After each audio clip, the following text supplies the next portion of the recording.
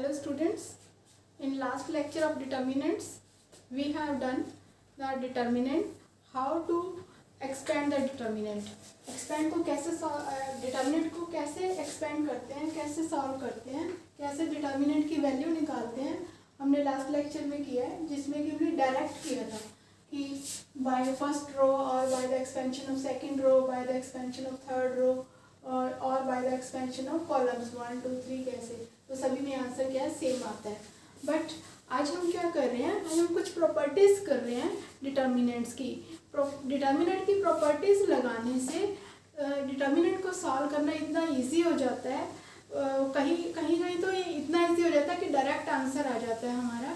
तो हमें हमारी जो प्रॉब्लम है कि पूरी रो को एक्सपेंड करके या कॉलम को एक्सपेंड करके जो हम डिटर्मिनेंट निकालते हैं, तो वो हमारी प्रॉब्लम काफ़ी हद तक सॉल्व हो जाती है. तो हम ये डिटर्मिनेंट की प्रॉपर्टीज़ करेंगे.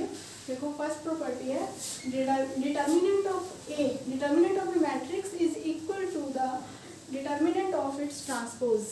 अगर कोई मैट्रिक्स ए है उसके हम let this is the matrix A, let this is the matrix A, और इसका अगर हम डिटर्मिनेंट निकालते हैं, ये इसका डिटर्मिनेंट निकालते हैं, इसका डिटर्मिनेंट आ रहा है -28. कैसे डिटर्मिनेंट निकालते हैं, डायरेक्ट मेथड से. जैसे 2 लिया हमने, 2 और आपको पहले बताया था लास्ट लेक्चर में, तो इसके कॉरस्पॉन्डिंग ये रो और ये कॉलम हम डिलीट कर देते हैं और बाकी रह जाएगा 0 4 5 -7. यहाँ पर ये -3 है, -3, तो ये इसकी पोजीशन है, इस एलिमेंट की पोजीशन A11 थी, इसके ये 1 + 1 -1 रेज़ टू द पावर 2, ये प्लस आ गया, और इस एलिमेंट की पोजीशन A12 है, 1 + 2 3, तो ये ओड हो गया, तो इसलिए यहाँ पर माइनस ऑफ दिस आ जाएगा, तो ये +3 हो गया, माइनस ऑफ -3 +3. और यहाँ पर ये इसके कॉरस्पॉन्डिंग ये रो और कॉलम ये डिलीट हो जाएगी, तो हमारे पास एलिमेंट्स रह जाएंगे 6 4 1 -7. ऐसे ही फिर +5 और ये हमारे पास रह जाएंगे सेम इसी तरीके से ये रह जाएंगे, और हम इसको सॉल्व करेंगे. ये आ जाएगा 2 ये 0 -20 +3 -42 -4 और +5 6 5 सा 30 -0. ये -40 हो गया, -40 और प्लस -46 -46 इंटू 3 मल्टीप्लाई -46 और प्लस 150. तो ये हो गया आपका 8 -40 और -148 प्लस 138 हो गया 150. ये -178 प्लस 150, तो ये आपका आ गया -28 आ गया. देखो, तो अगर फर्स्ट प्रॉपर्टी कह रहे हैं कि अगर इसका ट्रांसपोज ले लिया जाए, मीन्स ये जो रो है इसको कॉलम बना दिया जाए, ए ट्रांसपोज रो को कॉलम मीन्स 2 -3 5 और 6 0 4, ये इस रो को भी मैं कॉलम लिख रही हूँ 1 5 -7. अगर ये कर दिया जाए और इसका फिर से ट्रांसपोज लिया जाए, तो ये भी -28 ही आएगा. देखो मैं फिर से ट्रांसपोज दे रही हूँ इसका 2, ये फर्स्ट रो से एक्सपेंड कर रही हूँ 2, यहाँ पे आ गया 0 5 4 -7 और फिर -6, और ये सेकंड इसे A1 2 से कर रही हूँ, तो ये हमारे पास आ गया -3 5 5 -7 और फिर +1, ये आ जाएगा -3 0 5 4. तो इसको सॉल्व कर लेते हैं. इसको सॉल्व करेंगे 2, यहाँ पे देखो 0 -20, फिर -6, ये 21 -25, फिर +1 है -12 -0 ये -0 हो गया.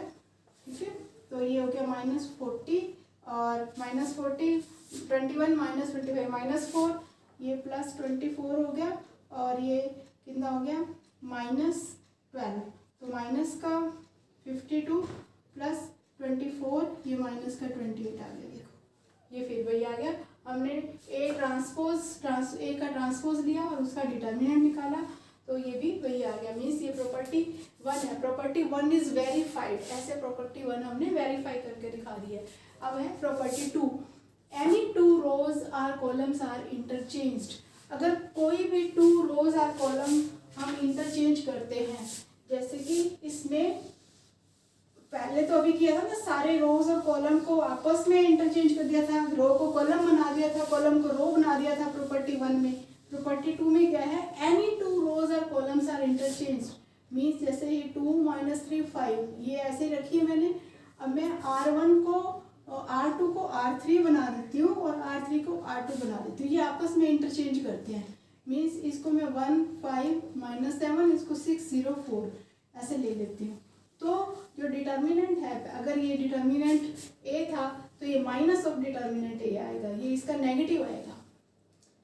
अगर कोई भी 2 रोज आप आपस में इंटरचेंज करते हैं तो जो डिटर्मिनेंट निकालेंगे उसका साइन चेंज हो जाएगा। ऐसे ही अगर कोई 2 कॉलम्स आप इंटरचेंज करते हैं CI और CJ, तो जो डिटर्मिनेंट आएगा उसकी वैल्यू नेगेटिव आएगी। जैसे अभी इसी क्वेश्चन में देखो, पहले -28 आया था, अब देखो इसका डिटर्मिनेंट सॉल्व करते हैं। मैंने यहाँ पे ये 2 रोज को इंटरचेंज कर दिया है। देखो 2 और 2, ये आपका आ गया 5 - 7 0 4 और फिर -3 का +3 हो जाएगा ये, और ये आ जाएगा 1 - 7 6 4 और फिर +5, ये आ गया 1 5 6 0, राइट। तो 2 5 4 से 20 -0 +3 4 +42 +5 ये 0 -30। देखो ये 40 और ये 46 को हम 3 से मल्टीप्लाई करेंगे, 46 को 3 × 46 ये करेंगे और -150। तो देखो 40 और ये हो गया 6 3 18 12 138 -150, ये देखो ये 178 -150, ये प्लस का 28 आ गया। देखो पहले आया था हमारा -28, मैंने क्या किया यहाँ पे 2 रोज को इंटरचेंज कर दिया तो ये प्लस का 28 आ गया, डिटर्मिनेंट का साइन चेंज हो गया। ऐसे ही आप एनी 2 कॉलम्स को आप इंटरचेंज कर सकते हैं। यहाँ मैं फर्स्ट और थर्ड रो को भी कर सकती हूँ, यहाँ मैं सेकंड और थर्ड कॉलम को भी कर सकती हूँ, फर्स्ट और थर्ड कॉलम को भी इंटरचेंज कर सकती हूँ। कैसे भी आप इंटरचेंज कर लो। अगर एक बार इंटरचेंज करेंगे एनी रोज या एनी कॉलम, एनी 2 कॉलम्स या एनी 2 रोज को एक बार इंटरचेंज करेंगे तो एक बार साइन चेंज हो जाएगा। फिर अगर उसको फिर दोबारा कर देंगे तो फिर से साइन चेंज हो जाएगा, तो फिर 28 का -28 आ जाएगा। अब अगर मैं इसको फिर से चेंज कर देती हूँ, इसको यहाँ ले आती हूँ, इसको यहाँ ले आती हूँ, फर्स्ट और थर्ड को कर देती हूँ, तो फिर 28 का -28 हो जाएगा। तो इस तरह से हमने अभी सेकंड प्रॉपर्टी को प्रूव कर दिया। Second property is verified. Now the property 3, if 2 rows or columns are identical, any 2 rows or columns identical.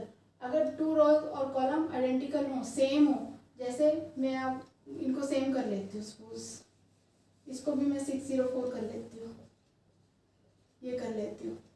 तो एनी 2 रोज और एनी 2 कॉलम्स आर आइडेंटिकल, तो determinant of that matrix is 0।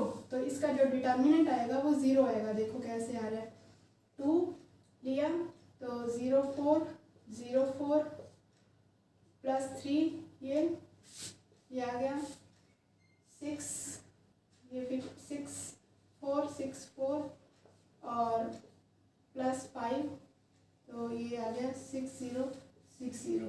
ये तो सारे left minus right ये सारे 0 ही आ रहे हैं, तो ये इक्वल टू 0 हो गया। तो वैसे अगर ये यहाँ होता, ये इसको हम यहाँ कर दें, इसको यहाँ कर दें, तो भी ये 0 ही आएगा। मैं एक और एग्जांपल लेके आपको दिखाती हूँ। डिटर्मिनेंट आइडेंटिकल हो अगर ये, तो कैसे 0 आते हैं, रोज या कॉलम्स आइडेंटिकल हो। जैसे कि मैं एक और ले रही हूँ एग्जांपल, डिटर्मिनेंट ऑफ मैट्रिक्स से अगर मैं ये ले रही हूँ 1 1 1 3 2 4 1 1 1। देखो 2 कॉलम्स आइडेंटिकल नहीं है मैंने। अब देखो एक्सपेंड कर रही हूँ मैं फर्स्ट रो के अकॉर्डिंग, 1 2 -4, फिर -3 और ये 1 -3 1 1, ये मैंने डायरेक्ट लिख दिया था। ये देखो ऐसे करके 2 -4। अब ये भी मैं डायरेक्ट लिख रही हूँ -3 और ये 1 -1 1 -1, फिर +1 और ये देखो लेफ्ट माइनस राइट 4 माइनस 2 ये, तो ये कितना आ गया -2 -0 +2, देखो ये 0 आ गया। तो कभी भी any two rows are identical or any two columns are identical in a matrix, then the determinant of that matrix is equal to 0। और जो नेक्स्ट प्रॉपर्टी है, property 4, one is the scalar multiple of other, मतलब एक जो है दूसरे का multiple है। जैसे 1 1 1 है, यहाँ पर अगर मैं लिख देती हूँ 2 2 2, ये इसका मल्टीपल है, दूसरा कॉलम जो है इसका मल्टीपल है। ऐसे ही रो भी दूसरे का मल्टीपल हो सकती है, तो उस केस में भी डिटर्मिनेंट क्या होता है, 0 होता है। जैसे देखो 1, अब ये 1 फिर से मैं लेके दिखा रही हूँ, 2 2 4 2 -3 और 1 2 1 2 और +2 ये 1 2 1 4, देखो 1 2 2 4 -8 -3 ये 2 2 -2 है, ये +2 4 -2, देखो -4 आ गया, ये 0 आ गया और ये +4 आ गया यहाँ से, तो ये 0 आ गया। What is the scalar multiple of other, 1 रो और 1 column is the scalar multiple of other. तो मल्टीपल है तो या आइडेंटिकल है, दोनों ही केसेस में क्या है, डिटर्मिनेंट इक्वल टू 0 होगा।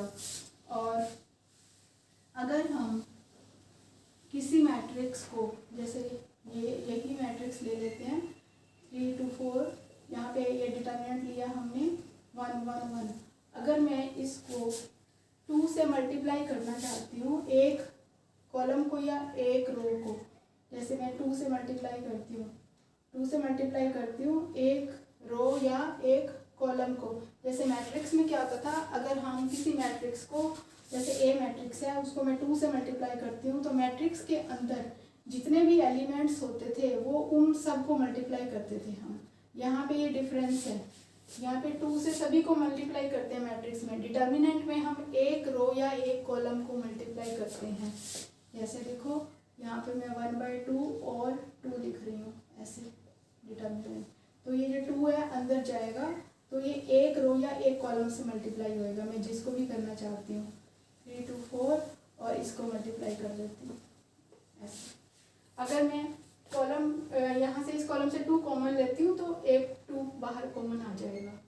तो जब हम मल्टीप्लाई करते हैं या कॉमन लेते हैं, तो एक रो या एक कॉलम से हम मल्टीप्लाई करते हैं, मीन्स किसी स्केलर से मल्टीप्लाई करते हैं तो एक रो या एक कॉलम को मल्टीप्लाई होगा, जबकि मैट्रिक्स में पूरी मैट्रिक्स को मल्टीप्लाई होता था। This is the difference in determinant and matrix in the case of scalar multiplication. और नेक्स्ट प्रॉपर्टी है, अगर सम या डिफरेंस की फॉर्म में एक एलिमेंट लिखा है, एक रो लिखी है, सपोज ये यहाँ पे लिखा है a1 + λ1, ये तो अब इसको हम this is equal to 2 matrix, एक मैट्रिक्स में हम a1 के साथ लिखेंगे प्लस दूसरी मैट्रिक्स हम λ1 के साथ लिखेंगे। तो एक और बता देती हूँ, जैसे 3 + 4 1 2 5 + 3 4 6 6 प्लस ये 3 + 4 ले लो, 3 ले लो, कुछ भी ले लो, 6 + 9 1 4। तो इस मैट्रिक्स को हम ऐसे लिख सकते हैं 3 1 2 फर्स्ट एलिमेंट के साथ 5 4 6, ये डिटर्मिनेंट की फॉर्म में 6 1 4 प्लस दूसरा डिटर्मिनेंट होगा 3 1 2 सेकेंड एलिमेंट के साथ 3 4 6 9 1 4। ये डिटर्मिनेंट में हम ऐसे लिखते हैं, और मैट्रिक्स में हम सभी में अगर हो तभी हम अलग कर सकते हैं। डिटर्मिनेंट में अगर एक रो में है तो इस तरह से हम अलग अलग लिख सकते हैं, ऐसे ही अगर एक कॉलम में है तो भी अलग अलग लिख सकते हैं। तो accordingly this is the property 5। Now the most important property क्या है कि वो ये कि एक किसी रो में हम कोई दूसरी रो का स्केलर मल्टीपल ऐड कर सकते हैं या सब्ट्रैक्ट कर सकते हैं, then determinant will be unchanged, determinant remains unchanged.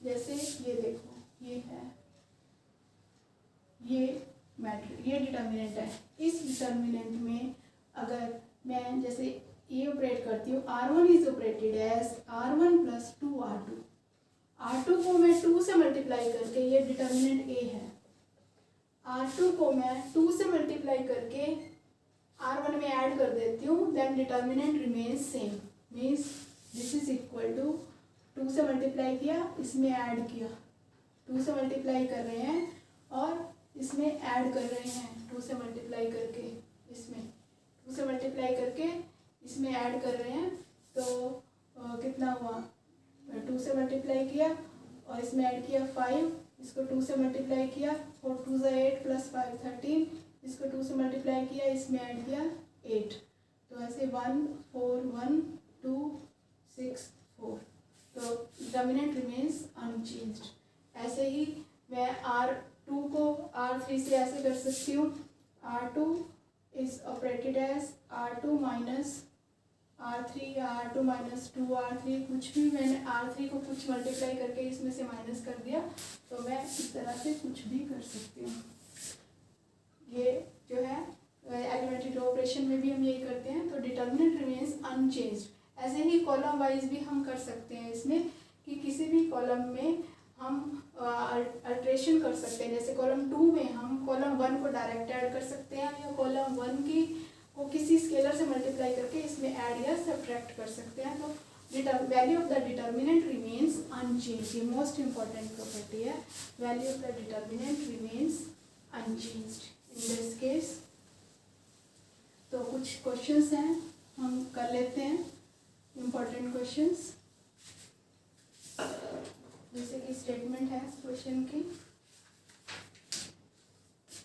Prove that A B C A + 2x B + 2y C + 2z x y z show that this is equal to 0।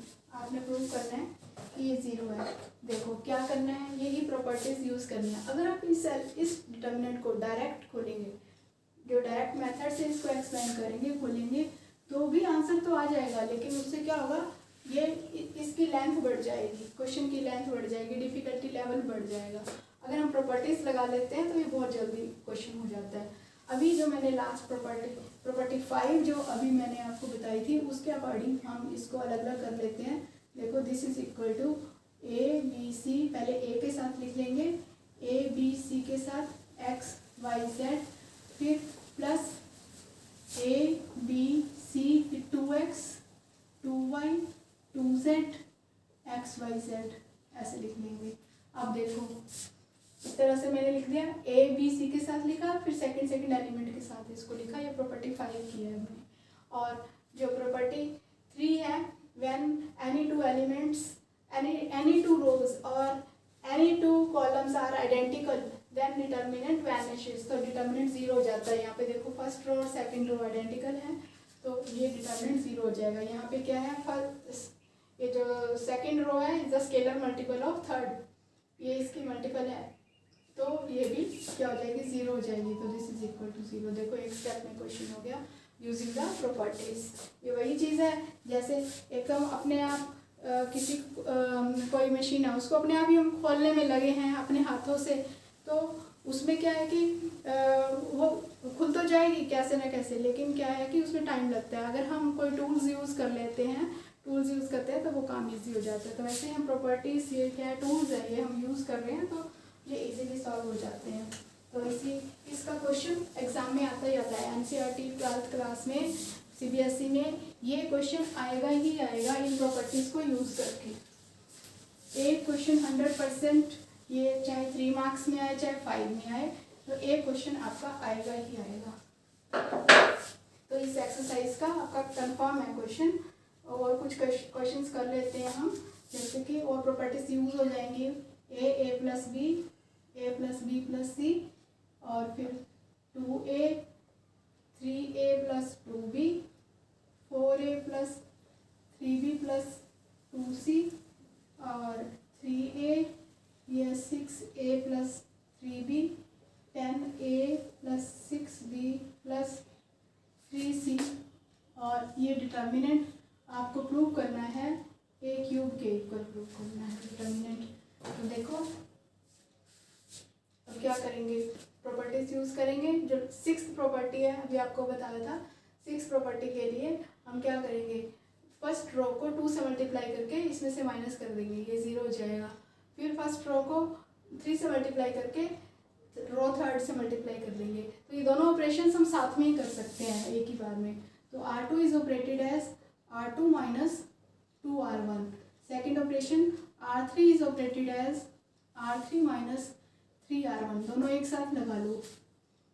ये यहाँ पे लेफ्ट हैंड साइड लिख रहे हैं, हम left hand side लेके चल रहे हैं। तो ये a plus B, a plus B plus C. तो 2 से मल्टीप्लाई किया, इसमें से माइनस किया 0, इसको 2 से मल्टीप्लाई किया 2a 2b हो गया, इसमें से माइनस किया तो ये a रह गया। और इसको 2 से मल्टीप्लाई किया, इसमें से माइनस किया तो 2a प्लस b, ये रह गया 2a प्लस b। अब इसको 3 से मल्टीप्लाई किया, इसमें से माइनस किया 0, 3 से मल्टीप्लाई किया, इसमें से माइनस किया 3a रह गया। और यहाँ पे 3 से मल्टीप्लाई किया, इसमें से माइनस किया तो ये रह गया 7a प्लस 3b, ये रह गया। ठीक है। और अब देखो और भी रिड्यूस हो सकता है, इसको हम 0 बना सकते हैं। कैसे बना सकते हैं? R3 is operated as R3 minus 3R2, R3 minus 3R2। तो a plus b plus c, 0a 2a plus b, 3 से मल्टीप्लाई किया, इसमें से माइनस किया 0 हो गया, 3 से मल्टीप्लाई किया, ये 6 से प्लस 3 भी हो गया, इसमें से माइनस किया तो a रह गया। ठीक है। अब with respect to first column हम एक्सपेंड कर सकते हैं, बहुत इजी हो जाएगा। With respect to first column expand करेंगे तो ये a इंटू a11 प्लस आएगा a, और इसके साथ left minus right into a square, a cube आ गया। ठीक है। तो इस तरह से this is equal to right hand side, और ये क्वेश्चन सॉल्व हो जाता है यूजिंग द प्रॉपर्टीज। तो पेपर में ऐसे भी आता है without expanding, using the properties prove this, ऐसे लिखा भी आता है कि आपको प्रॉपर्टीज यूज करनी है। तो इसी टाइप के कुछ 2-3 क्वेश्चंस और करते हैं हम। नेक्स्ट क्वेश्चन है, देखो x plus y, y plus z, z plus x, और फिर है जेड एक्स वाई 1 1 1। इसको आपने 0 प्रूव करना है। देखो क्या करेंगे, R1 is operated as R1 plus R2 कर दे, सारे एक जैसे हो जाएंगे रो के एलिमेंट, इसमें z एलिमेंट ऐड हो जाएगा, इसमें x और इसमें y। तो ये x plus y plus z हो जाएगा, और ये भी x plus y plus z हो जाएगा, और थर्ड भी x plus y plus z हो जाएगा। राइट। तो z x y 1 1 1। वैसे तो फर्स्ट रो थर्ड रो का स्केलर मल्टीपल है, अदरवाइज हम इसको एक और कुछ तरीके से कर सकते हैं। x plus y plus z first row में से कॉमन ले सकते हैं। अभी आपको बताया था कि एक रो में से हम कॉमन लेंगे या एक कॉलम में से लेंगे, तो इसमें से हम कॉमन ले सकते हैं। तो यहाँ पे आएगा 1 1 1 z x y. Now 2 rows are identical, first and third, therefore this is equal to 0। तरह से करेंगे। इसके बाद नेक्स्ट क्वेश्चन है,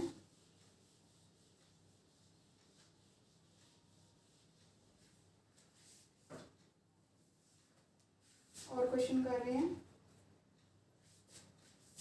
इवैल्यूएट, ये आपको इवैल्यूएट करना है डिटर्मिनेंट, ऐसे डेल लिखा होता है, ये del means determinant 1 1 1 a b c, और ये है बी सी सी ए और ए बी। इसको आपने इवैल्यूएट करना है, सॉल्व करना है। ये डेल ऐसे भी लिखा होता है, इवैल्यूएट सॉल्व ये लिखा है। तो अब आप क्या करेंगे, डायरेक्ट एक्सपेंशन नहीं करनी है, तो जो हमने पीछे करते हैं इनवर्स निकालने के लिए एलिमेंट्री ऑपरेशंस लगाते हैं, उसी टाइप से इसको और इसको 0 बना लेते हैं, तो फिर अकेला ये 1 रह जाएगा और इसे एक्सपेंड कर देंगे। तो हम क्या करते हैं, R2 is operated as R2 minus R1, और R3 is operated as R3 minus R1। R3 minus R1 भी कर सकते हैं, R3 माइनस R2 भी कर सकते हैं, दोनों कर सकते हैं। इस केस में मैं R1 ही ले रही हूँ। तो 1ABC इसी से कर रही हूँ, ये इसमें से माइनस किया 0, B माइनस है, ये CA माइनस BC हो गया, और ये इसमें से माइनस किया थर्ड में से फर्स्ट, C माइनस है, ये AB माइनस BC हो गया। अब देखो 1A 1 0 0, B माइनस है, C माइनस है, इसमें से C कॉमन आ रहा है, तो यहाँ पे तो BC है और इसमें से C कॉमन आ रहा है, तो A minus B into c, और यहाँ पे आ जाएगा A minus c into b. अब देखो सेकेंड रो में से और थर्ड रो में से कुछ कॉमन है। सेकेंड रो में से क्या कॉमन है, B माइनस ए ले लो या A माइनस बी ले लो, आपकी मर्जी है। अगर A माइनस बी लेती हो तो यहाँ -1 आ जाएगा, B माइनस ए लेती हो तो यहाँ माइनस आ जाएगा, B माइनस ए ले रही हूँ यहाँ 1 आ जाएगा, फिर B माइनस ए कॉमन ले लिया, और ऐसे ही C माइनस ए कॉमन ले रही हूँ थर्ड रो में से। तो अब फर्स्ट रो तो एज इट इज़ है, इसमें से कुछ नहीं लिया मैंने, तो यहाँ पे 0 1 और यहाँ पे A माइनस बी है इसलिए माइनस C आ जाएगा, यहाँ पे 0 1 यहाँ पे आ जाएगा माइनस B, राइट। अब इसको एक्सपेंड कर सकते हो आप with respect to first column, तो ये माइनस B ये आ जाएगा माइनस B, ये B माइनस ए फर्स्ट से आया और C माइनस ए, और यहाँ से क्या आ जाएगा minus B plus C, minus B plus C। तो इसको आप और लिख सकते हो, B माइनस ए को A माइनस बी लिख रहे हैं, माइनस एक्स्ट्रा आ गया हमारे पास, और B ये C माइनस बी था, इसको B माइनस सी लिख लेते हैं उसकी हेल्प से, जो माइनस यहाँ से आया तो C माइनस सी, तो ये आ जाएगा इसकी इवैल्यूएशन, इसकी वैल्यू। तो ऐसे ही कुछ और क्वेश्चंस कर रहे हैं हम, एक क्वेश्चन और कर रहे हैं।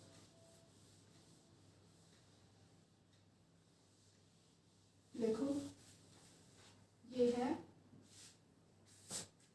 x y z, ये डिटर्मिनेंट निकालना है आपको, x square y square z square 1 plus x square 1 plus y square 1 plus z square, ठीक है। ये कहता है कि if x y z are different and determinant is equal to 0, then show that 1 plus x y z is equal to 0. If x y z are different and this is equal to 0, तो पहले हम इसको solve करते हैं। देखो ये वही चीज़ है कि हम इस कॉलम में ये 2 एलिमेंट्स हैं, तो इसको हम अलग अलग लिख सकते हैं, x y z और x square y square z square. एक बार हम 1 के साथ लिख लेंगे और एक बार हम x square y square z square के साथ लिख लेंगे। x y z, ये स्क्वायर की बजाय आई थिंक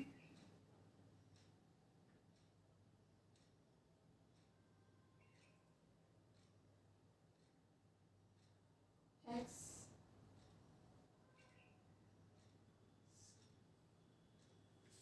ठीक है यही है, यहाँ पे x square y square z square, ये एक्स क्यूब है यहाँ पे स्टेटमेंट में, एक्स क्यूब, तो x cube y cube z cube, क्योंकि यहाँ पे स्क्वायर होता तो फिर ये तो 0 ही हो जाता। तो अब यहाँ पे देखो इस रो में से x कॉमन आ रहा है, इस रो में से y आ रहा है, इस रो में से z कॉमन आ रहा है, और ये हो जाएगा x y z, x square y square z square 1 1 1 plus first row में से x कॉमन ले रही हूँ, सेकंड में से y, थर्ड में से z, और ये आ जाएगा 1 1 1, x कॉमन लिया तो 1 x x स्क्वायर आ गया, 1 y y स्क्वायर आ जाएगा, 1 z z स्क्वायर आ जाएगा। और ये पूरा डिटर्मिनेंट सेम है, ये पूरा डिटर्मिनेंट कॉमन है, ये देखो ये डिटर्मिनेंट कॉमन है। हम क्या कैसे है, क्योंकि ये थर्ड प्लेस पे है, मैं इसको क्या है इंटरचेंज कर लूँगी, इसको मैंने इंटरचेंज किया, थर्ड की जगह पे फर्स्ट किया, मीन्स C1 और C3 को मैं इंटरचेंज कर लेती हूँ, C1 और C3 को इंटरचेंज कर लेती हूँ, एक बार माइनस बाहर आ जाएगा, फिर मैं दोबारा क्या करती हूँ, इनको C2 और C3 को इंटरचेंज कर लूँगी, तो माइनस माइनस प्लस हो जाएगा, वापस वही हो जाएगा, मीन्स 1 1 1 x y z, और ये x square y square z square, और 1 plus x y z, this is equal to 0, ये दिस इज इक्वल टू 0 चल रहा है। अब सेम यही क्वेश्चन अभी हमें हमने किया है यहाँ पे 1 a स्क्वायर था, b स्क्वायर, c स्क्वायर था, यहाँ पे x y z है। तो जिसमें क्या आया था x माइनस आया था ना a minus B into B minus C is equal to into C minus A, ये आया था। तो इसका अब हमारे पास आ जाएगा, इसको अगर हम सॉल्व करते हैं डिटर्मिनेंट को, तो इसकी वैल्यू आ जाएगी हमारे पास। इस डिटर्मिनेंट को सॉल्व करने से इसकी वैल्यू आएगी x minus y, y minus z और z माइनस एक्स, और साथ में हमारे पास क्या है 1 प्लस एक्स वाई जेड, ये है। This is equal to 0। अब क्वेश्चन है x y and z are different, ये अलग अलग है, मतलब ये इक्वल नहीं है। तो इसका मतलब ना ये 0 हो सकता है, ना ये 0 हो सकता है, ना ये 0 हो सकता है। तो क्या 0 होगा, ये 0 होगा। तो ये आपको प्रूव करना था 1 plus x plus y plus z is 1 plus x y z is equal to 0, ये प्रूव करना था। कई बार ऐसे भी आ जाता है, prove that x y z is equal to -1, तो यहीं से ये आ जाएगा x y z is equal to -1। तो one more and last important question of this lecture, ये जो अब हम क्वेश्चन कर रहे हैं कई बार एग्जाम में आया हुआ है, एग्जामिनेशन पॉइंट ऑफ व्यू से इम्पोर्टेंट है, और थोड़ा सा डिफरेंट स्टाइल से भी उसको सॉल्व करना है। देखो क्वेश्चन है 1 प्लस ए 1 1, और ये है 1 1 प्लस बी 1 1 1 1 प्लस सी। इसको प्रूव करना है A B C 1 plus 1 over A plus 1 by B plus 1 by C, और this is equal to A B C plus B C plus C A plus A B, ये prove करना है आपको।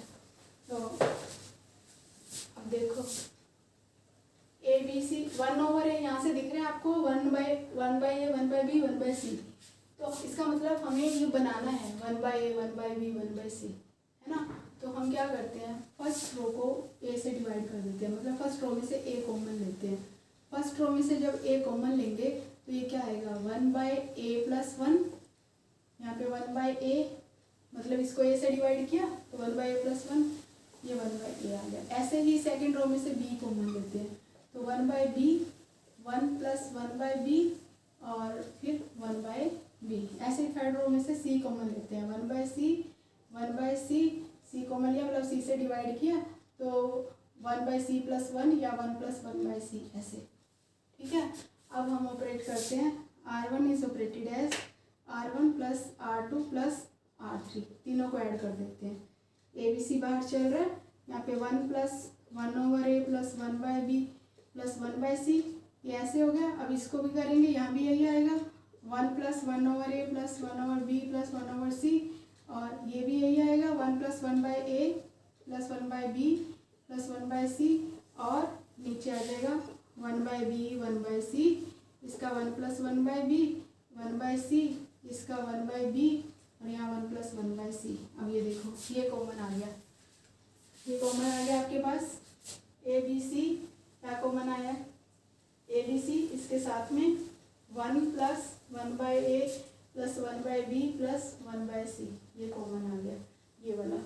तो first row में से common निकालिए, तो फर्स्ट रो बन गई 1 1 1, और नीचे आ गया 1 by B 1 by C, 1 plus 1 by B 1 by C, और 1 by B 1 plus 1 by C.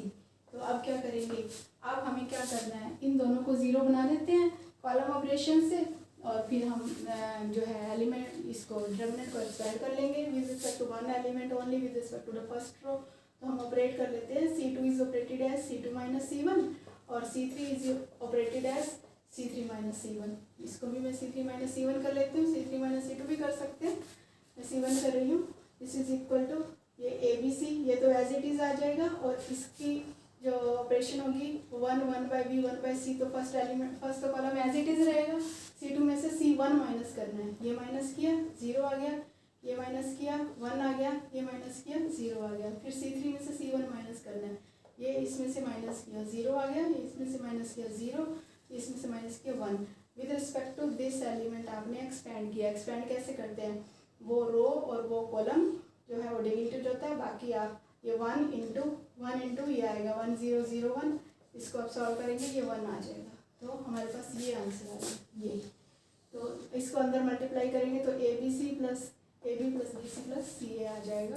तो इस तरह से आपने क्वेश्चन सॉल्व करने हैं। बहुत सारे क्वेश्चन आपके एनसीईआरटी की बुक में दिए हुए हैं एक्सरसाइज 4.2 में, तो वो सब आप सॉल्व कर सकते हैं। तो उनको सॉल्व करके आप प्रैक्टिस कर लीजिए। ये बहुत ही इम्पोर्टेंट टॉपिक है प्रॉपर्टीज़ ऑफ डिटर्मिनेंट्स की। Thank you.